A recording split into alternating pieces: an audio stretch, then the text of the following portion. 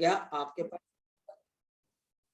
ये साइन का ग्राफ है और साइन की मैक्सिमम वैल्यू क्या होती है, तो आप बोलोगे +1। ये वैल्यू +1 कहाँ पर आती है, एक तो 90 डिग्री पे होती है, साइन ऑफ 90 डिग्री 1 होता है, ठीक है जी, साइन ऑफ 90 डिग्री 1 होता है हमारे पास। फिर हमारे पास यहाँ पर ये आपके पास फिर दोबारा से 0 कब हो जाता है, तो आप बोलोगे पाई पे, 0 पे 0 होता है, π/2 पे 0 हो जाता है, 3π/2 पे इसकी वैल्यू आपके पास क्या हो जाती है, -1। ये देखो -1, ये हमारे पास इसकी वैल्यू -1 आ जाती है। फिर 2π पे इसकी वैल्यू दोबारा से क्या हो जाती है, 0।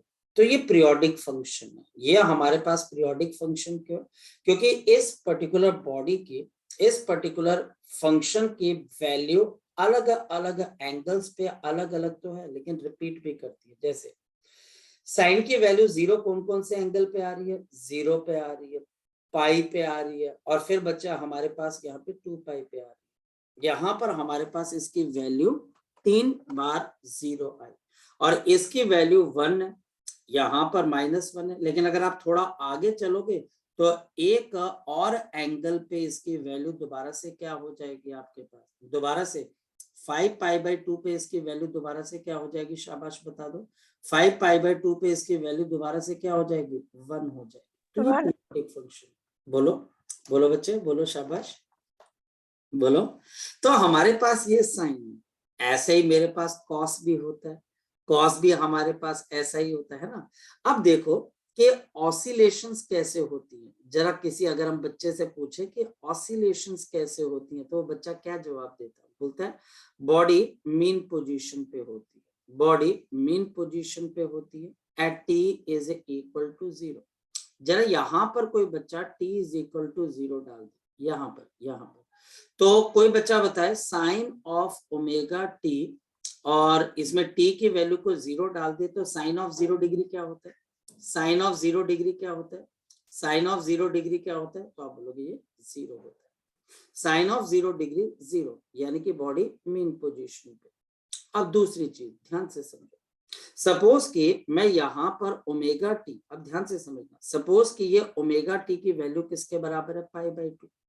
तो जरा हम यहाँ पर देख लेते हैं कि अगर मेरे पास ओमेगा टी π/2 के बराबर है, π/2 के बराबर है, तो साइन की वैल्यू किसके बराबर है, +1, यानी कि +1 का मतलब साइन इससे ऊपर नहीं जा सकता, ये +1 से ऊपर इसकी वैल्यू नहीं हो सकती। ये मैथ्स वाले सर ने भी बताया होगा कि ये -1 और +1 के बीच में लाई करता है। जरा वैल्यू डाल दो, अगर मैं इसकी वैल्यू यहाँ पे डाल दूं तो मेरे पास ओमेगा किसके बराबर है, 2π/T into small t is equal to π/2। तो ये पाई से पाई कैंसर, ये स्मॉल t किसके बराबर आ जाएगा, t/4। और ये मैं 2 दिन से आपको यही बात बता रहा हूं, आप मीन से एक्सट्रीम तक कितने टाइम पे पहुंचते हो, तो आंसर है आपके पास t/4। यानी कि साइन को अगर मैं कंसीडर करता हूं तो वो पीरियोडिक फंक्शन होने के साथ साथ वो अब आपके पास क्या बन गया बच्चे, वो हमारे पास ऑसिलेशन को भी बताएगा। लेकिन ये ऑसिलेशन को तो तभी बता पाएगा जब ये दोबारा से t/2 के ऊपर, यानी कि इस पाई के ऊपर, यानी t/2 पे दोबारा इसकी वैल्यू क्या हो जाए, 0। इससे मुझे पता लगा कि particle t is equal to 0 पे यहाँ पर था और t/4 पे यहाँ पर आया। अब आगे चलते हैं, अब मैं तीसरा यहाँ पर ओमेगा टी को पाई ले लेता हूँ, यहाँ पर पाई के ऊपर इसकी वैल्यू 0, यानी कि इसको दोबारा मीन पोजीशन पे आना है। तो मेरे पास यहाँ पर 2π/T into t is equal to pi, pi से पाई कैंसिल, तो लो भाई आपका आंसर आ गया, t is equal to t/2 पे। अब मुझे पता है साइन ऑफ पाई 0 होता है, यानी कि body t is equal to 0 यहाँ पर थी, t/4 पे यहाँ पर थी, और फिर t/2 पे आपके पास t डिवाइडेड बाई 2 पे ये दोबारा कहाँ पर आ गई, बताओ शाबाश, ये मेरे पास मीन के ऊपर आ गई। तो बन गया ना पीरियोडिक, और ऑसिलेटरी भी बन गया, क्योंकि ऑसिलेटरी मोशन में क्या होता है, बताओ शाबाश, बॉडी आगे जाकर पीछे आती है, वो आगे चलकर पीछे आती है, फिर ये रुकेगी नहीं। अब आपका पर्पस है कि आपने इसको आगे की तरफ लेके जाना, आपने आगे इसको समझ लेना खुद भी कि ये बॉडी अब T3T/4 पे यहाँ पर पहुंचेगी और कैपिटल T पे वापस आ जाएगी। तो हमारे पास यहाँ पर ये चीज क्या बन गई, आपके पास पीरियोडिक होने के साथ साथ, now this is a periodic function और ये ऑसिलेशन को भी समझा रही है। तो अब मेरी चॉइस बन गई है, अब मेरी चॉइस बन गई है। और मेरी चॉइस क्या बन गई है कि जब भी कोई टीचर आपको बोलेगा कि कोई पीरियोडिक फंक्शन बता दो, तो आप साइन बताओगे, कॉस बताओगे, साइन और कॉस के कॉम्बिनेशन बताओगे, मल्टीप्लिकेशन बताओगे, डिवीजन नहीं बताओगे। अब बोलोगे ये सब पीरियोडिक है। और अगर कोई टीचर बोलता है कि अब सिंपल हार्मोनिक मोशन या ऑसिलेटरी मोशन कौन बताएगा, तो या तो आप साइन बताओगे या आप कॉस बताओगे, या आप साइन बताओगे या आप कॉस बताओगे। तो इसका मतलब हमको बहुत अच्छे से क्लैरिटी होनी चाहिए। और हमको यहाँ पर अब क्लैरिटी क्या होनी चाहिए, ध्यान से समझना। अब हमको एक क्लैरिटी होगी और वो क्लैरिटी है देयरफॉर, इस वजह से। फॉर अ बॉडी, अगर मेरे पास एक बॉडी है, फॉर अ बॉडी, अगर मेरे पास एक बॉडी है, for a body performing simple harmonic motion, performing this simple harmonic motion, अगर कोई भी बॉडी सिंपल हार्मोनिक मोशन बता रही है, then number one, if body starts from the mean position, if the motion start from mean position, अगर ये body mean position से चलना स्टार्ट करती है, तो मेरे पास यहां पर क्या आ जाएगा, its displacement from mean position is given by, its displacement, इसके displacement from mean position is given by, from the mean position is given by, इसकी displacement mean position से कैसे दी जाएगी, is given by, ये अब हम कैसे देंगे, ये हम देंगे y is equal to capital A into sin of omega into t। ये अब हमारे पास है। नाउ ये y क्या बच्चा हमारे पास, displacement from mean position, this is the displacement from mean position, displacement from the mean position, कि आप मीन पोजीशन से कितना आगे चले गए। यहां पर ये बॉडी एसएचएम कर रही है, ये मेरे पास मीन पोजीशन है at t is equal to 0, और यहां से बॉडी हमारे पास एक्सट्रीम की तरफ को जाना चाहती है, तो ये मेरे पास यहाँ पर एक्सट्रीम है। एक्सट्रीम के ऊपर आपके पास इस बॉडी की वैल्यू मैक्सिमम डिस्प्लेसमेंट कितने के बराबर हो जाती है, प्लस के। हमारे पास यहाँ पर एक दूसरी एक्सट्रीम भी है E2, और वहां पर इसकी वैल्यू क्या हो जाएगी, माइनस की। मीन जो होगी वो हमारे पास इसका मिडल पॉइंट है, ऊपर वाला पॉजिटिव, नीचे वाला नेगेटिव। तो y क्या, इसकी मीन पोजीशन से t टाइम के ऊपर जो इसकी पोजीशन थी, यानी कि ये मेरे पास y है। ये y हम कब गेन कर रहे हैं, एट एनी टाइम t। और a क्या है आपके पास, maximum displacement from mean position. So this is the maximum displacement from mean position, maximum displacement from mean position। ये mean position से मेरी maximum displacement आ जाती है। नेक्स्ट वन, इसको हम एम्पलीट्यूड भी बोल देते हैं, ओमेगा। अब हमारे पास यहाँ पर ओमेगा क्या, ओमेगा आपके पास है 2 पाई डिवाइडेड बाय कैपिटल टी, जहां पर कैपिटल टी क्या है, capital T complete time period. कैसा कंप्लीट टाइम, आप मीन से एक्सट्रीम जाते हो, एक्सट्रीम से आप मीन आते हो, मीन से दूसरी एक्सट्रीम जाते हो, और फिर दोबारा से मीन की तरफ आते हो। ये जो पूरा टाइम लगा, नीचे से ऊपर जाना, ऊपर से नीचे आना, नीचे से फिर वापस ऊपर आना, इसको बच्चे हम क्या बोल देते हैं, एक टाइम पे। ये वो वाला टाइम है।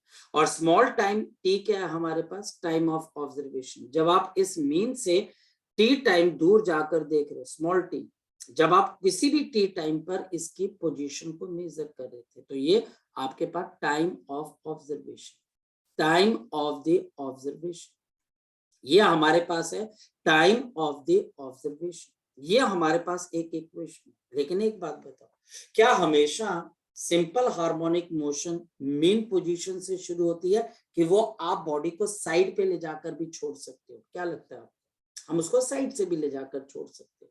तो दूसरा केस है हमारे पास, यहाँ पर दूसरा केस है जब बॉडी मीन से नहीं एक्सट्रीम से स्टार्ट होगी। If motion starts from extreme, if the motion, अगर हमारे पास मोशन है, इट स्टार्ट्स फ्रॉम एक्सट्रीम, ये हमारे पास कहां से शुरू होता है, यह हमारे पास एक्सट्रीम से शुरू होता है, बिल्कुल किसी भी एक एक्सट्रीम से। चीजों को जर्नल करने के लिए हम पॉजिटिव एक्सट्रीम ले लेते हैं। यहां पर इसका मतलब क्या कि बॉडी मीन से नहीं, अब इस एक्सट्रीम से स्टार्ट होगी, ये वाले से, x is equal to plus a से। तो इसका मतलब t इज इक्वल टू 0 पे बॉडी एक्सट्रीम पे थी, और फिर हमारे पास यहां से चलकर ये इस मीन पे आएगी, मीन से बच्चे ये जाएगी दूसरे एक्सट्रीम की तरफ, या हमारे पास यहाँ पर दूसरे एक्सट्रीम की तरफ, फिर ये इस एक्सट्रीम से वापस मुड़ेगी, मीन के पास आएगी, और मीन से बच्चे जाकर दोबारा से यहाँ पहुंचेगी। तो ये हमारे पास एक ऑसिलेशन, यहाँ पर जो वापस जब ये आएगी उसी जगह पे जहां से चली थी, तो एक टाइम पीरियड बीत चुका हो। यहाँ पर ये कब पहुंचेगी, t/4 पे, यहाँ पर कब पहुंचेगी, t/2 पे, वापस मीन पे कब आएगी, 3t/4 पे, और लास्ट दोबारा से स्टार्टिंग पॉइंट पर कितने टाइम के बाद पहुंचेगी, कैपिटल T। अगर मोशन एक्सट्रीम से शुरू होता है तो SHM की इक्वेशन क्या आ जाएगी, x is equal to a, आपके पास cos of omega into t. तो इसका मतलब SHM के मेरे पास फिर से रिपीट करना है वाला नेट आपके पास मुझे। SHM की कितनी equation, y is equal to a sine of omega t. या तो आप इसको ले सकते हो, या तो आप इसको SHM की इक्वेशन ले सकते हो, क्योंकि साइन अपनी वैल्यू को लगातार चेंज करता है और दोबारा से अपनी वैल्यू को रिगेन भी करता है। कितने टाइम के बाद, कैपिटल T टाइम के बाद, या 2 पाई के इंटरवल के बाद। और हमारे पास, या फिर आपकी बॉडी एक्सट्रीम से भी शुरू हो सकती है, और ये अगर मैं आपको बोलूं तो ये ज्यादा वायबल है, कॉस वाला ज्यादा समझ में आने वाला है। अगर कोई भी पेंडुलम वाइब्रेट करना स्टार्ट करता है, ऑसिलेट करना स्टार्ट करता है, तो वो मीन से ऑसिलेट करता है कि आप उसको साइड पे ले जाकर छोड़ते हो तो वो ऑसिलेट करता है। बताओ, आपका जो पेंडुलम है वो अपनी ऑसिलेशन कब स्टार्ट करता है, वो बीच में से स्टार्ट करता है, जब आप उसको साइड पे ले जाकर छोड़ते हो तो ऑसिलेट करता है। तो जब आप साइड पे ले जाकर छोड़ते हो तो वो ऑसिलेट कर देता है। तो अगर एक बॉडी एक्सट्रीम से शुरू होती है और ऑसिलेशन करती है, टू एंड फ्रो करती है between 2 extreme point and 1 mean position, तो वो हमारे पास क्या बन जाती है, वो हमारे पास क्या बन जाती है, आपके पास एक ऑसिलेशन बन जाती है। तो हमारे पास यहाँ पर ये चीज क्या बन जाती है, ये एक ऑसिलेशन को क्रिएट कर देती है। तो मेरे पास दो चीजें, मेरे पास यहाँ पर दो चीजें जो कि मुझे बहुत लॉजिकली आपके पास यहाँ पर समझ में आती है। और क्या समझ में आती है लॉजिकली, मेरे पास कोई भी एक ऑब्जेक्ट है जो कि ऑसिलेट कर सकती है। मेरे पास दो चीजें जो ऑसिलेट कर सकती हैं, एक, मैं इसको साइड पे ले जाकर छोड़ूंगा तो ये ऑसिलेट कर रही है। इसकी मोशन को समझाने के लिए आप साइन को लोगे कि कॉस को लोगे, कॉस को।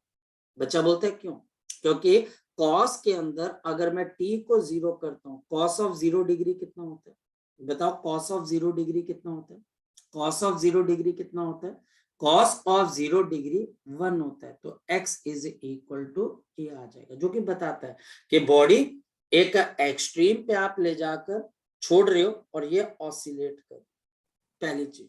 दूसरी चीज, अगर कोई बॉडी मीन पोजीशन पे बिल्कुल, और फिर आप यहां से उसको चलाना स्टार्ट करते हो, तो उसके लिए, क्योंकि वो मीन से एक्सट्रीम फिर वापस आ रही है और ऑसिलेट कर रही है, तो उस पर्टिकुलर केस में आप किसको यूज करोगे, साइन के फंक्शन को। तो दो चीजें, या साइन या कॉस, मर्जी आपकी है। लेकिन अगर कोई टीचर बोलता है या आप बोलते हो कि सर ज्यादा बेहतर कौन सा है, तो मैं ज्यादा बेहतर इसको बोलूंगा, दिस इज द बेस्ट, मतलब कि बेस्ट है मैथमेटिकली, ये बेस्ट है मैथमेटिकली, इससे काम करना आपके लिए बहुत आसान होगा, मैथमेटिकली इससे काम करना आसान है। बट ये इसका मतलब ये नहीं है कि कॉस की एग्जिस्ट नहीं करती, कॉस की भी आपके पास एग्जिस्ट करती है। कॉस तब जब कोई टीचर बोलेगा कि भाई एक SHM शुरू हुआ है and it started from the extreme position. Clear है। अब अगर कोई डाउट है तो वो आप मुझे कह सकते हो, बोलो शाबाश, बोलो। बोलो शाबाश बच्चे। और कोई डाउट है तो वो डाउट आप कह सकते हो, बोलो। अगर किसी किस्म का कोई डाउट है तो यू कैन आस्क मी, क्योंकि ये कहना और सुनना बहुत आसान है, ठीक है। ये आपके सर अगर पास क्वेश्चन आए तो इन दोनों में से फॉर्मूला कोई भी यूज करे तो आंसर सेम ही आएगा? देखो, हमारे पास आंसर आपके पास सेम तो आएगा, लेकिन पॉइंट ये है बच्चे, नंबर 1, आपको मैंने क्या बोला कि बेस्ट है मैथमेटिकली। मैं आपको ये बोलूंगा कि जब तक टीचर बोले नहीं कि एक आपने कॉस ही यूज करना है, या दूसरा कि एसएचएम एक्सट्रीम से शुरू हुआ, जब तक टीचर ना बोले तब तक आपने कॉस वाला फंक्शन नहीं लेना। मेरी बात अगर मानोगे तो, और मेरी बात सर मानने का फायदा ये है, आपके क्वेश्चन निकल जाएंगे, हाँ या ना। मैं क्या बोल रहा हूँ, दोनों चीजें, यस सर। लेकिन जब तक टीचर आपको ये ना बोले कि मैंने इस एसएचएम को एक्सट्रीम से शुरू किया, जब तक टीचर आपको ये ना बोले कि मैंने यहाँ पर कॉस का फंक्शन ही लेना, तब तक आपने साइन को लेना। और एक और बात पार्थ, यहाँ पर कई जगहों पर आप देखोगे कि अब आप एक्स और वाई को इंटरचेंज कर सकते हो। कई ऐसी इक्वेशन आएंगे जहां पर y की जगह x is equal to a sine omega t होगा, तो वो कोई बहुत बड़ी बात नहीं है। x भी अननोन है, y भी अननोन है, तो वो दोनों को इंटरचेंज कर सकते हैं। ये जरूर इस बात का ध्यान रखना, ठीक है।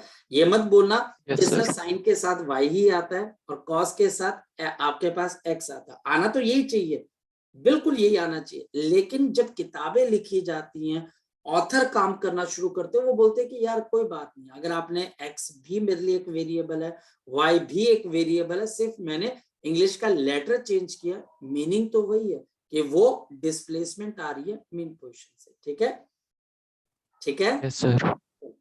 अब हमारे पास यहाँ पर नेक्स्ट पॉइंट क्या आता है, मेरे दिमाग में एक पिक्चर खिंच जानी चाहिए। कल को अगर कोई टीचर आपको ये बोल देता है कि आपको टीचर बोल देता है right the displacement equation, right the displacement equation of the particle in SHM, displacement equation of the particle in SHM, displacement equation of the particle in SHM, of the particle in the SHM, यानी कि simple harmonic motion के अंदर आप इसकी displacement equation बताएं, solution. तो यहां पर आप क्या लिखोगे, या तो y is equal to a sin omega t, या फिर मेरे पास क्या आ जाएगा, x is equal to a cos of omega t, where symbols, जो सिंबल्स आप यूज कर रहे हो हैव देयर यूजुअल मीनिंग। जहां पर आप टीचर को ही ब्लेम कर देते हो कि भाई तू जो समझ रहा है इसका मतलब वही है, तू जो सोच रहा है उसका मतलब यही है, कि तू अगर a को एम्पलीट्यूड बोल रहा है तो मैं एम्पलीट्यूड ही बोल रहा हूँ, ओमेगा को अगर तू एंगुलर स्पीड बोल रहा है तो मैं भी स्पीड बोल रहा हूँ, एक्स और वाई को तू डिस्प्लेसमेंट बोल रहा है तो मैं भी वही बोल रहा हूँ। ये लिख के बच्चा आपने यहां से हट जाना है, क्योंकि यह आपके पास 1 मार्क्स का क्वेश्चन हो जाएगा। फिर इस पे एक क्वेश्चन आ जाएगा, देखो कैसे, राइट डाउन दी, आपको राइट करनी है बच्चे, write down the time eight which write down the time eight which the जहां पर बच्चा हमारे पास क्या आ जाएगा, eight which the displacement of the body in SHM, displacement of the body in SHM, displacement of the body in SHM, the displacement of the body in SHM is half of the amplitude, half of the amplitude, half of the amplitude। मेरी बात को आप समझ पा रहे, this is a half of the amplitude, ये half of बच्चे हमारे पास क्या एम्पलीट्यूड है। मेरी बात को आप अंडरस्टैंड कर पा रहे, क्योंकि अब हमारे पास यहाँ पे टीचर कॉस के बारे में बोल नहीं रहा है ना समझा रहा है। मैं बच्चे पंगा लेना ही नहीं है आपने बच्चे कॉस का, कॉस से जितना बच सकते हो बचो बेटा, आपके पास कॉस से बचना है। जब तक टीचर ना बोले कॉस को बच्चे अपने हाथ नहीं लगाना। अब देखो वो बोल क्या रहा है, वो बोल रहा है कि मेरे पास डिस्प्लेसमेंट बतानी है। अब किसी भी एसएचएम की डिस्प्लेसमेंट टाइम के हिसाब से ऐसे चेंज होती है, यही होती है, ये उसकी डिस्प्लेसमेंट है ये टाइम है। जैसे डिस्टेंस स्पीड इनटू टाइम होता है, तो यहाँ पर डिस्टेंस या डिस्प्लेसमेंट स्पीड इनटू टाइम नहीं, ये amplitude into sine omega t. ये टाइम और ओमेगा मिलके डिसाइड करेंगे कि साइन की वैल्यू क्या होगी, फिर साइन की वैल्यू ए के साथ मल्टीप्लाई होकर डिसाइड करेगी कि वाई की वैल्यू क्या है। अब देखो वो बोल्ड कह रहा है, मेरे को एक ऐसा टाइम बताना है टी जहां पर y की वैल्यू किसके बराबर है, a/2। लग गया पता मैं क्या कहना चाह रहा हूँ? लग गया पता बच्चे मैं क्या कहना चाह रहा हूँ? लग गया पता बच्चे मैं क्या कहना चाह रहा हूँ? आपको टीचर बोल रहा है वो टाइम की वैल्यू बताओ जब आपके पास displacement of the body, displacement of the body, displacement of the body in SHM, इन SHM is a half of the amplitude। तो displacement of the body, displacement of the body is a half of the amplitude, is half of the amplitude. Clear होगी बात? समझ के बात? अब इसमें जो y है बच्चों, उसकी वैल्यू तो चेंज होती रहती है। कैसे चेंज होती रहती है जरा चेक करें। ये देखो साइन का ग्राफ देखिए, हम यहाँ पर अगर साइन का ग्राफ देखें तो ये बात मुझे यहाँ पर समझ में आती है। ये देखिए बच्चे, कहीं ना कहीं तो बच्चा हमारे पास एक ऐसा टाइम आएगा ना बच्चे, जहां पर आपके पास साइन की वैल्यू क्या हो जाएगी, हाफ हो जाएगी। साइन की वैल्यू हाफ होती है, बिल्कुल होगी। और ये कहीं ना कहीं बच्चा आपके पास आएगा, और ये एक बार नहीं आएगा, ये 2 बार आएगा। और 2 बार कहां पर आएगा, एक बार आपके पास जाते हुए और एक बार वापस आते हुए। हाँ या ना? क्लियर है बात? एक बच्चे 90 से बड़ा और एक 90 से छोटा, तो सर हमको कहां पर जाना चाहिए, हमको 90 से छोटे पे ध्यान रखना, हमको यहाँ पर 90 से छोटे एंगल के ऊपर ध्यान रखना। ये देखो हाफ आ गया। अब इसको करना कैसे देखते हैं। मेरे को यहाँ पर y की वैल्यू क्या डाल देनी है, a/2 is equal to a sine of omega into t. ये हमारे पास आ गया a से a कैंसिल, तो मेरे पास sine of omega t is equal to half. अब आप में से कई बच्चों ने मैथ्स के अंदर इनवर्स ट्रिग्नोमेट्री भी पढ़ी होगी। पढ़ी है बच्चे इनवर्स ट्रिग्नोमेट्री? पढ़ी है बच्चा आपने इनवर्स ट्रिग्नोमेट्री? बच्चा आपने इनवर्स ट्रिग्नोमेट्री बच्चा हमको क्या बोलती है, ध्यान से समझना। वो ये बोलती है कि साइन का कोई ना कोई एक ऐसा एंगल है जिसकी वैल्यू किसके बराबर है, जिसकी वैल्यू किसके बराबर है, हाफ के बराबर। अब आपको ढूंढना पड़ेगा। So we know that sine of 30 degree, sine of 30 degree और बच्चा हमारे पास π/6, इसकी वैल्यू किसके बराबर होती है, हाफ के बराबर। साइन ऑफ 30 डिग्री या साइन ऑफ बच्चा हमारे पास π/6, इसकी वैल्यू हाफ होती है, ये आप जानते होंगे बच्चे। इसका मतलब बच्चा हमारे पास देयरफॉर ओमेगा टी आपके पास किसके बराबर हो जाएगा, ओमेगा टी किसके बराबर हो जाएगा बताओ, π/6 के बराबर। ओमेगा किसके बराबर होता है, ओमेगा किसके बराबर होता है, 2π/t multiplied by small t is equal to π/6। तो पाई से पाई कैंसिल, तो बताओ टाइम टी किसके बराबर आ जाएगा, ये वाला टी। तो ये कैपिटल टी ऊपर चला जाएगा, 2 नीचे आ जाएगा, तो कैपिटल टी डिवाइडेड बाई 2। इतने सेकंड्स के ऊपर बच्चा हमारे पास इसका एम्पलीट्यूड क्या हो जाएगा, हाफ हो जाएगा। इसका एम्पलीट्यूड बच्चा हमारे पास क्या हो जाएगा, हाफ हो जाएगा। लगी बात पता बच्चा आपको, लगी बात पता बच्चा आपको, हाँ या ना? लगी बात पता कि नहीं, यस और no? Yes sir. Yes sir. अब हमारे पास फिर एक क्वेश्चन आता है, और क्वेश्चन देखो, क्वेश्चन बहुत इजी है हमारे पास, बहुत इजी। जैसे टीचर मुझे क्वेश्चन पूछेगा, calculate displacement of the particle in SHM, calculate displacement, आपको डिस्प्लेसमेंट निकालनी है इन SHM, आपको SHM के अंदर निकालनी है। एट आपके पास यहाँ पर t इज इक्वल टू बच्चा हमारे पास यहाँ पर कितना आ जाएगा, t is equal to t/6, t is equal to t/6 के ऊपर बच्चा हमारे पास हमें इसकी वैल्यू निकालनी है। t is equal to capital t/6 पे हमें इसकी वैल्यू निकालनी है। अब बताओ कैसे निकलेगी, सोल्यूशन बताओ। मेरे पास SHM के अंदर इक्वेशन क्या होती है, y is equal to a, जब तक टीचर बोले नहीं, साइन ऑफ ओमेगा टी। तो y is equal to a sine of omega t, तो ओमेगा मेरे पास आ गया 2π/t और स्मॉल टी की वैल्यू कितने के बराबर है, t डिवाइडेड बाय 6। तो कैपिटल टी से कैपिटल टी कैंसिल, 2 × 3 6 हो जाता है।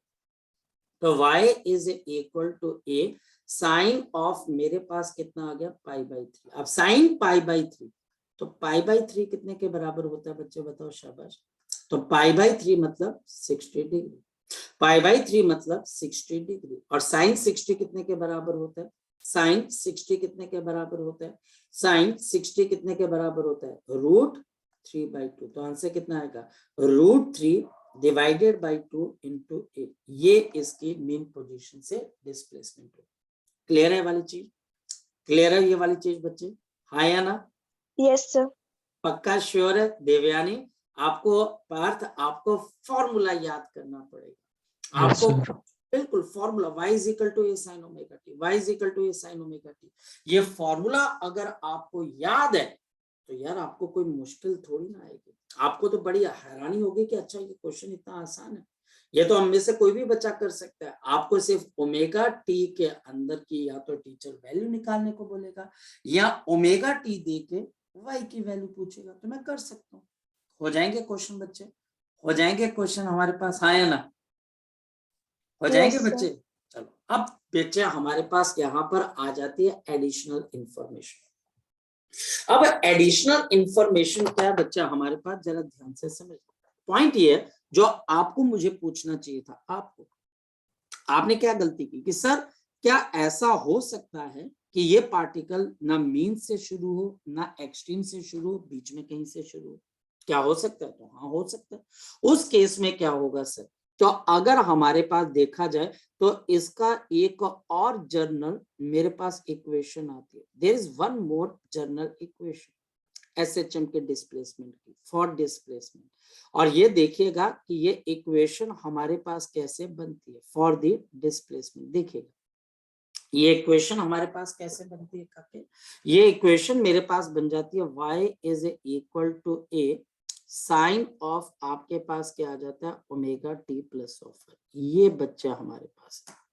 ये और भी ज्यादा इक्वेशन है और इस इक्वेशन का मतलब क्या है, सपोज अगर मैं t को 0 कर देता हूं, अगर मैं t को 0 कर देता हूं और मेरे पास y की वैल्यू किसके बराबर आ जाएगी, a साइन ऑफ 5। तो बताओ जब t 0 है तो y is equal to a sine of 5 और इसके कोई ना कोई बच्चे वैल्यू होगी, मतलब ये 0 नहीं होगा, y 0 नहीं है। और अगर y 0 नहीं है तो मतलब बॉडी इस वक्त मीन और आपके एक्सट्रीम के बीच में कहीं पर मौजूद है। ये मीन और एक्सट्रीम के बीच में बॉडी कहाँ, कहीं पर मौजूद है और ये t इज इक्वल टू 0 की मोशन यहां से शुरू कर रहा है। कहां से शुरू कर रहा है बच्चे, मीन और एक्सट्रीम के बीच में कहीं से। अब बच्चा बोलता है सर मतलब बनी क्या बात, तो हम उसको समझाते हैं। हम उसको बोलते हैं कि देख मेरी एक इक्वेशन है y is equal to a sine of omega t, ठीक है। t को 0 कर दो, t को 0 कर दो तो y की वैल्यू किसके बराबर है, तो a sine of omega into 0। अब बताओ ओमेगा इंटू 0 किसके बराबर होगा, 0। तो a sine of 0 degree, sine of 0 degree क्या होता है, 0। इसका मतलब क्या हो गया कि बॉडी जब टाइम 0 था तो y इज इक्वल टू 0, यानी कि बॉडी के मोशन की शुरुआत कहां से हुई, मीन से। इसका मतलब तो ये हो गया। और अगर हमारे पास यहाँ पर मैं अगर आपके पास ले लूं x is equal to a cos of omega into t, मैं अगर t को 0 पुट कर देता हूं तो x की वैल्यू किसके बराबर है, a cos of again omega into 0 degree.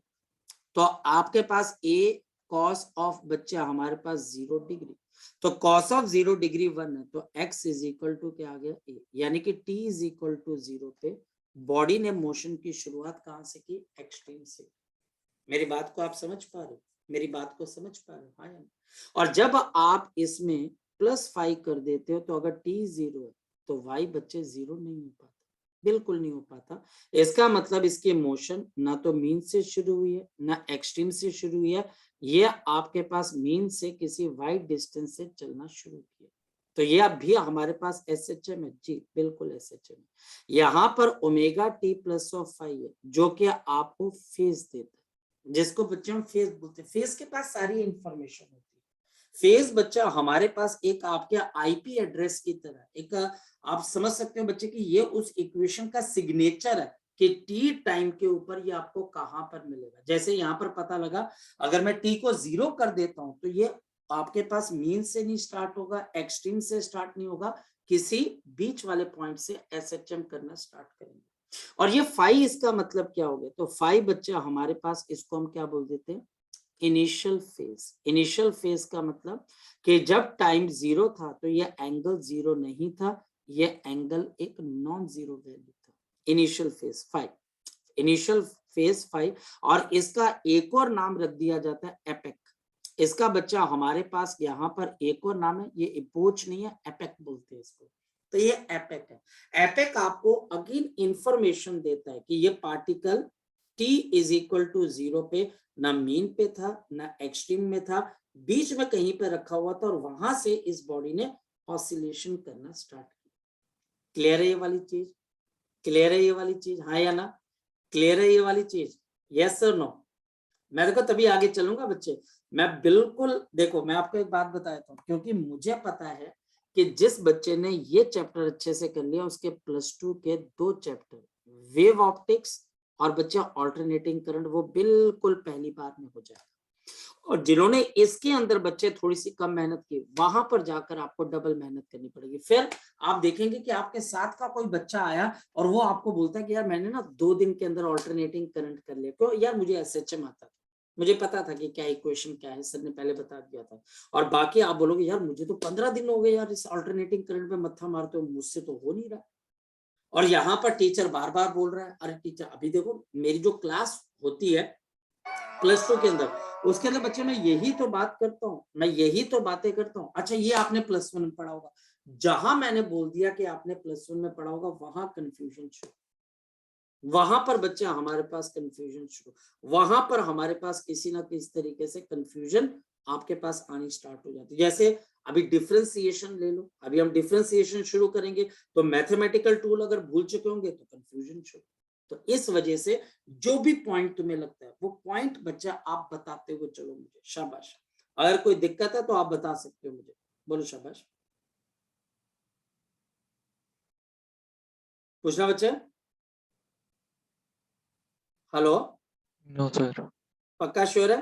Yes sir. चलो अब हमारे पास इस डिस्प्लेसमेंट की इक्वेशन को सर्कल पे देखते हैं। तो अब हमारे पास यहाँ पर क्या आ जाता है, circular motion and the displacement equation. तो अब मेरे पास क्या आ जाता है, circular motion and the displacement equation. Circular motion and displacement equation, अब ध्यान से समझिए। डिस्प्लेसमेंट इक्वेशन, डिस्प्लेसमेंट आपके पास इक्वेशन। अच्छा फोकस करते हैं कि हम क्या कहना चाह रहे हैं, देखिएगा। सपोज बच्चा हमारे पास यहाँ पर क्या आ जाता है, सपोज अ बॉडी, मेरे पास एक बॉडी जो है वो ट्रेवल कर रही है, is travelling, suppose a body is travelling in uniform circular motion, in the uniform circular motion with omega. Uniform circular motion, uniform circular motion with omega, with the omega and radius, और आपके पास radius किसके बराबर है, capital A, and the radius capital. तो मेरे पास एक object है बेटा, और ये ऑब्जेक्ट हमारे पास क्या कर रही है, ध्यान से समझो, ये ऑब्जेक्ट हमारे पास क्या कर रही है, ये हमारे पास एक यूनिफॉर्म सर्कुलर मोशन के अंदर क्या कर रही है, मूव कर रही है। तो मेरे पास यहाँ पर एक ऑब्जेक्ट है जो कि यूनिफॉर्म सर्कुलर मोशन के अंदर आपके पास क्या कर रही है, मूव कर रही है। चलिए इसको मूव करवा देते हैं। तो इसका कोई ना कोई सेंटर होगा और ये सर्कुलर मोशन के अंदर मूव कर रही है। अब देखते रहना बच्चे, ये देखिए, तो जहां पर इस पेन की हमारे पास निब है, जहां पर हमारे पास इस पेन की निब है, वहां पर वो पर्सन है जो कि आपके पास भाग रहा है। यहाँ पर इस पेन की निब है, वहां पर ये पर्सन क्या कर रहा है बच्चे, आपके पास भाग रहा है, यानी कि वो आगे चलता जा रहा है। तो कुछ टाइम के बाद ये जो पर्सन है वो यहाँ कहीं पहुंच जाएगा, हाँ या ना? जो लाल रंग है वो आपको क्या बता रहा है, जो लाल रंग है बच्चे वो आपको ये बता रहा है कि कुछ टाइम के बाद ये पर्सन आपके पास यहाँ कहीं पर आपको मिल जाएगा। और ये पर्सन अब क्या कर रहा है बच्चे, हमारे पास एक एंगल कवर कर रहा है।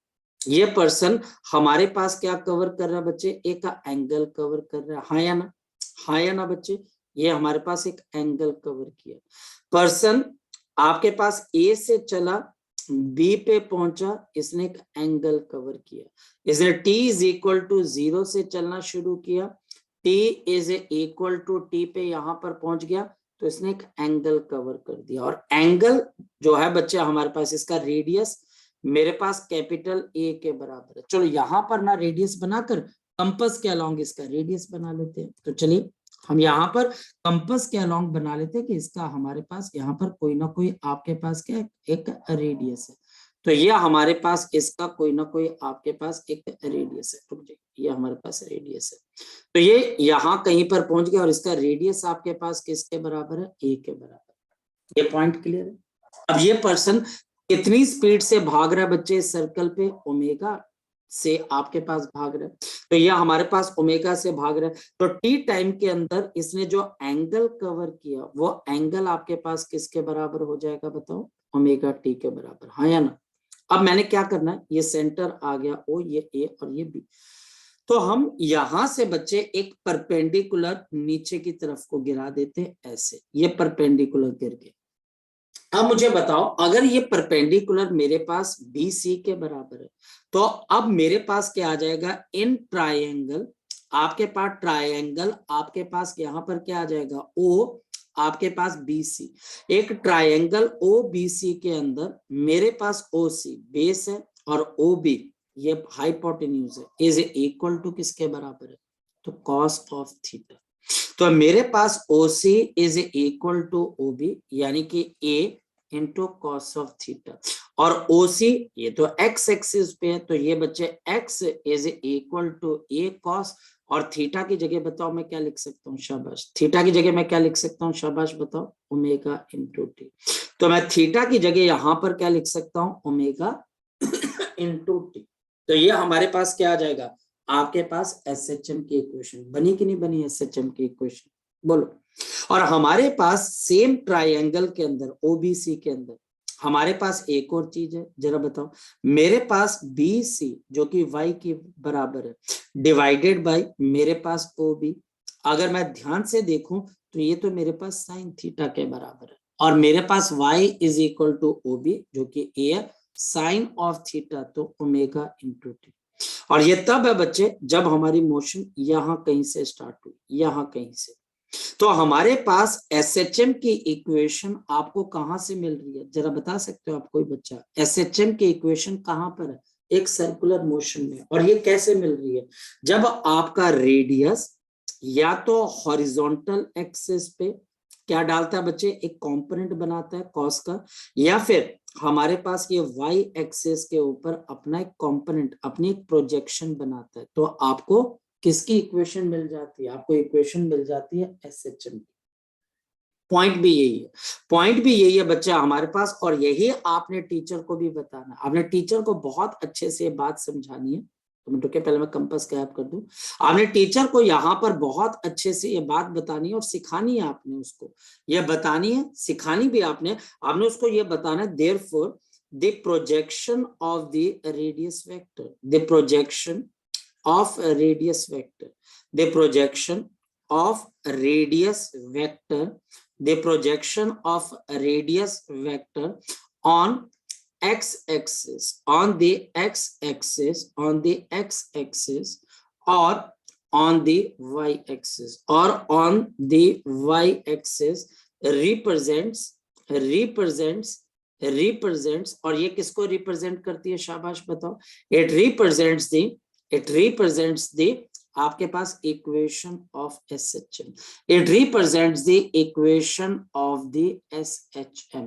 आप इससे एग्री कर रहे हो, आप इससे अगर एग्री कर रहे हो तो हम आगे चलते। ये कुछ पता लग रहा है क्या आपको, अब एक बात समझ में आनी चाहिए, या तो आप x is equal to a cos omega t या y is equal to a sin omega t, इन दोनों के अंदर से बच्चे हम क्या बोल सकते हैं कि ये हमारे पास एक SHM की इक्वेशन है। क्लियर है ये वाली चीज? सर एक हिसाब से डिराइव किया आपने दोनों को? हाँ, एक तरीके से डिराइव किया, प्रूव किया, आपके दिमाग में एक पिक्चर डाली कि कैसे यूनिफॉर्म सर्कुलर मोशन के थ्रू, क्योंकि देखो सर्कुलर मोशन क्या सर्कुलर मोशन पीरियोडिक है? यस, पीरियोडिक है। और उस सर्कुलर मोशन के पीरियोडिसिटी एसएचएम के अंदर भी आ जाती है, क्योंकि बार बार आपका रेडियस वहीं पर आ जाता है जहां से ये चला था, बार बार वहीं पर आ जाता है जहां से ये चला था, बार बार ये उन्हीं पोजीशन को क्रॉस करता है जहां से ये चला था। तो इससे हमें साइन और कॉस भी मिलता है।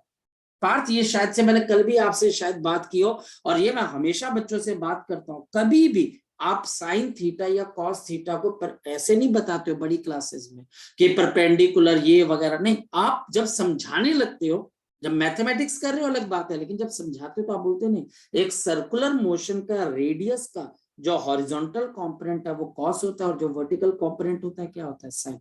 तो जब हमने इसके रेडियस के दो कंपोनेंट्स बनाए, हॉरिजॉन्टल तो वो कॉस है, और बच्चे वर्टिकल कंपोनेंट बनाया तो वो बच्चे हमारे पास क्या बन गया? आपके पास साइन। तो हमें बात फिर समझ में, अच्छा मतलब कि सर्कुलर मोशन और एसएचएम के इक्वेशन के बीच में बहुत इन डेप्थ कनेक्शन है, बहुत डेप्थ का कनेक्शन है। क्या कनेक्शन है? कि अगर आपका कोई एक सर्कल है और उस सर्कल का रेडियस एम्पलीट्यूड के बराबर है, उस एसएचएम के एम्पलीट्यूड के बराबर है, तो हमारे पास इस सर्कुलर मोशन को हम उस पर्टिकुलर एसएचएम के साथ क्या कर सकते हैं? रिलेट कर सकते हैं। लेकिन इसके लिए हमको करना क्या पड़ेगा?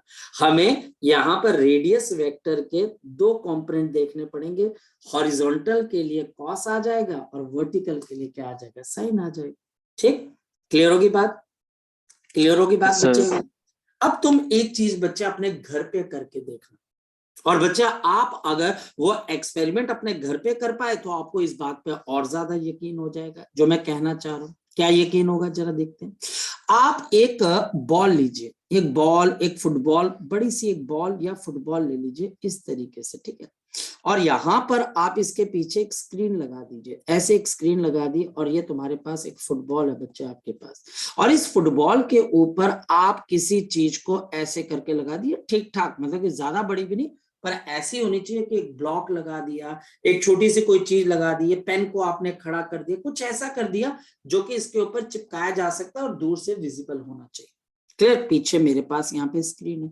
स्क्रीन आपके घर की वॉल भी हो सकती है, मतलब कि दीवार भी हो सकती है, और आपके कमरे में ज्यादा रोशनी नहीं होनी चाहिए। रोशनी के नाम के ऊपर बच्चे सिर्फ यहाँ पर एक टॉर्च होनी चाहिए। ये टॉर्च है बच्चे, ठीक है, ये मेरे पास यहाँ पे टॉर्च है। तो ये टॉर्च की रोशनी आपके पास वेल लिट होनी चाहिए, यानी कि ये टॉर्च की रोशनी कम से कम यहां तक जानी चाहिए।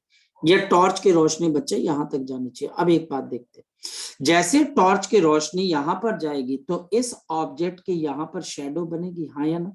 बनेगी शेडो बच्चे? आपको अलग से शेडो बिल्कुल बनेगी।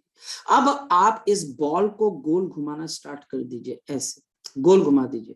जब ये बॉल घूमेगी बच्चे ओमेगा से, वही ओमेगा जिससे वो, जैसे वो बॉडी मूव कर रही थी, तो जैसे ये बॉडी आगे जाएगी, इसको भी चिपका रखा है इस पे अच्छे से गोंद लगाकर, तो ये बॉडी यहाँ पर पहुंच गई। जब ये बॉडी यहाँ पहुंचेगी तो आपको शेडो नजर आएगी इसकी? यस और नो? नहीं नजर आएगी, नहीं आएगी ना, क्योंकि बच्चे रोशनी में शेडो तो तब बनेगी बच्चे जब ये रोशनी को ब्लॉक करेगा, तो करेगा ही नहीं। फिर जब ये ऑब्जेक्ट यहां से नीचे की तरफ को आएगी, अब बताओ कोई शेडो बनेगी बच्चे आपके पास, हाँ या ना? बोलो, कोई शेडो बनेगी? स्टार्टिंग आप से डायग्राम रिपीट कर सकते हो प्लीज, मेरा बिल्कुल, नेटवर्क प्रॉब्लम हो रहा यहां है। पर आपके पास इसकी शेडो यहां पर बन जाएगी। फिर बच्चा हमारे पास जब ये आपके पास ऑब्जेक्ट इसके सामने आएगी तो इसकी शेडो बनेगी? बिल्कुल भी नहीं। आपकी शेडो कब बनेगी? तो मेरे पास यहाँ पर एक टॉर्च है, ये मेरे पास एक फुटबॉल है, ये मेरे पास एक फुटबॉल है, और इसके ऊपर मेरे पास किसी ऑब्जेक्ट, किसी ब्लॉक को आपने रख दिया, और इसके पीछे एक स्क्रीन है, और हमारे पास लाइट के नाम पे सभी, आपके पास टॉर्च है, बाकी जगह पे बच्चे आपके पास इतनी रोशनी नहीं। जब आप इस बॉल के पीछे इस टॉर्च को जलाते हो तो आपको इस ब्लॉक की शेडो यहाँ पर नजर आएगी कि नजर की नहीं आएगी बच्चे बताओ शाबाश। इसकी शेडो नजर आएगी आपको ब्लॉक की, हाँ या नो? आएगी बच्चे की नजर नहीं आएगी बताओ शाबाश मुझे। हेलो, आपको इसकी शेडो नजर आएगी बच्चे, यस और नो? आपको इसकी शेडो यस नजर सर। आएगी, बिल्कुल नजर आएगी। ये पहली एक्सट्रीम पोजीशन आ गई। जब आप इस फुटबॉल को गोल घुमाओगे तो ये ब्लॉक बच्चे चिपकाया हुआ है, मतलब ये नहीं कि आपने सिंपल रखा हुआ, चिपकाया हुआ है। तो जब ये बॉल गोल घूमेगी तो ये बच्चा हमारे पास ये ब्लॉक यहाँ पर आ जाएगा। अब इसकी शेडो बन पाएगी यहाँ पर? नहीं बन पाएगी ना, अलग से शेडो नहीं बन पाएगी, गुम हो जाएगी। और फिर बच्चे जब ये बॉल गोल घूम के आगे आएगी और यही ब्लॉक अब नीचे बॉटम मोस्ट पॉइंट पर आएगा, फिर बच्चा हमारे पास इस ब्लॉक की शेडो, क्योंकि पीछे टॉर्च जली हुई, इसकी शेडो यहाँ पर नजर आएगी। ये सेकेंड एक्सट्रीम है। और यहाँ पर यही ब्लॉक गोल घूमकर यहाँ पर आ जाता है। ये सेम ब्लॉक है, 4 अलग अलग जगहों पर इसकी पोजीशंस है। तो फिर से इस ब्लॉक की शेडो आपको नजर नहीं आएगी। अब इमेजिन करो कि बॉल लगातार गोल घूम रही है, लगातार बच्चे बॉल गोल घूम रही है। तो बताओ जैसे जैसे बॉल घूमेगी तो इस ब्लॉक की शेडो आपको स्क्रीन पे कैसे चलती हुई नजर आएगी? कोई बच्चा बता सकता है? ऊपर नीचे ऊपर नीचे ऊपर नीचे ऊपर नीचे, हाँ या ना? दिमाग में कोई बत्ती जली इसके बारे में? दिमाग में बत्ती जली इसके बारे में? तो हमारे पास यहाँ पर इसकी मेन पोजीशन, आपको इसकी शेडो यहाँ नजर आएगी, इसकी शेडो नीचे नजर आएगी, लेकिन इन 2 पोजीशंस पे आपको शेडो नजर नहीं आएगी।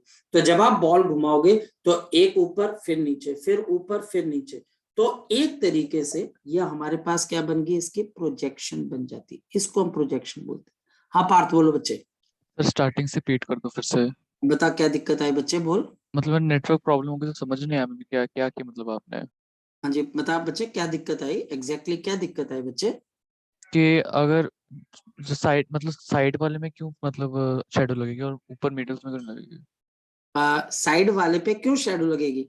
यहाँ से जो लाइट आ रही है इसको ये ब्लॉक करेगा ना बच्चे हमारे पास। Yes sir. नीचे भी बच्चे पीछे से लाइट आ रही है उसको ब्लॉक करेगा, हाँ या ना? यस मेरी सर। बात समझ रहे हो? अगर मेरे पास यहाँ पर ये मोबाइल फोन है ना, मोबाइल फोन के ऊपर ये मैंने एक पेन को लगाया, तो अब बता मेरे हाथ पे शेडो किस किस की बनेगी? किसकी शेडो बनेगी? Yes sir. है ना? अब अगर ये मोबाइल फोन के पीछे छुप जाए, अब इस पेन की फिर नहीं शेडो यहाँ पर लगेगी। नहीं बनेगी। अगर ये पेन नीचे की तरफ को चला जाए तो फिर शेडो लग बनेगी। जाएगी। यस। तो जो ब्लॉक है बच्चे, 2 बार जो होता है वो ब्लॉक की शेडो नहीं बन पाएगी। रीजन, यहाँ पर ये लाइट को ट्रैप कर जाएगा, या बोलो कि इसकी शेडो यहाँ तक पहुंच ही नहीं पाएगी। अगर यहाँ पर लाइट आ भी रहा है तो फुटबॉल, आपको इस ब्लॉक की शेडो देखनी है, बॉल की नहीं, ब्लॉक की। तो ऊपर एक शेडो बनेगी, नीचे एक शेडो बनेगी, इन 2 पोजीशंस पे इसकी शेडो बन ही नहीं सकती, क्रिएट ही नहीं हो सकती। और इस वजह से जब ये बॉल तेजी से गोल घूमेगी तो एक बार शेडो ऊपर, फिर आपके पास नीचे, फिर जब ये बॉल गोल घूम के वापस आएगी ऊपर और नीचे। ये बॉल कौन सा मोशन कर रही है? तो आप बोलोगे ये बॉल कौन सा मोशन कर रही है, बताओ शाबाश? Circular motion. और जो ब्लॉक है उसकी शेडो कैसा मोशन कर रही है? तो आप बोलोगे वो up and down up and down up and down up and down, यानी कौन सा मोशन कर रही है? ऑसिलेशन वाला। तो ये एक सिंपल सा मॉडल है चीजों को समझने के लिए। जैसे मेरे पास जो पुराने ट्रेन के इंजन थे, उसके जो पहिए होते हैं बच्चे, उनके जो पहिए होते हैं बच्चे, आपने पुरानी मूवीज के अंदर देखा होगा, उन पहियों के बीच में बच्चा हमारे पास इस तरीके से क्या लगता है बच्चा, हमारे पास एक शेफ्ट लगता है, हाँ या ना?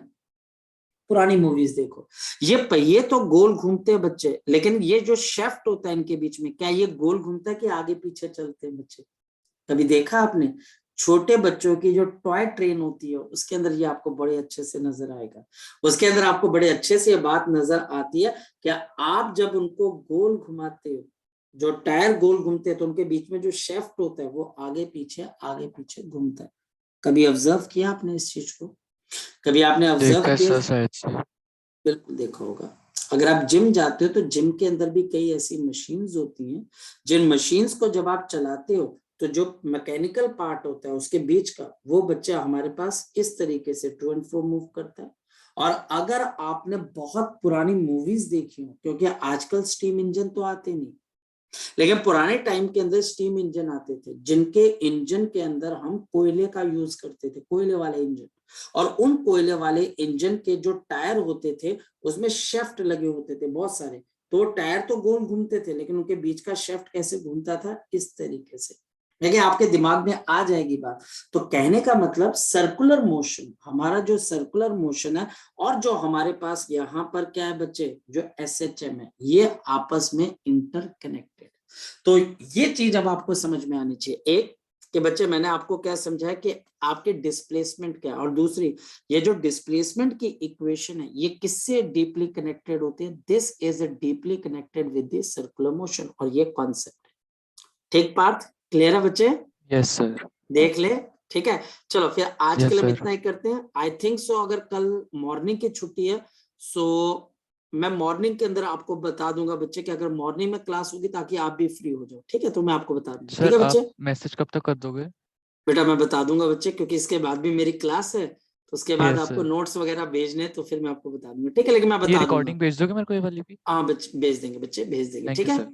Yes okay, sir. God bless you, God bless you all बच्चे, God bye bless you. Sir. ठीक है, bye bye, take care, bye.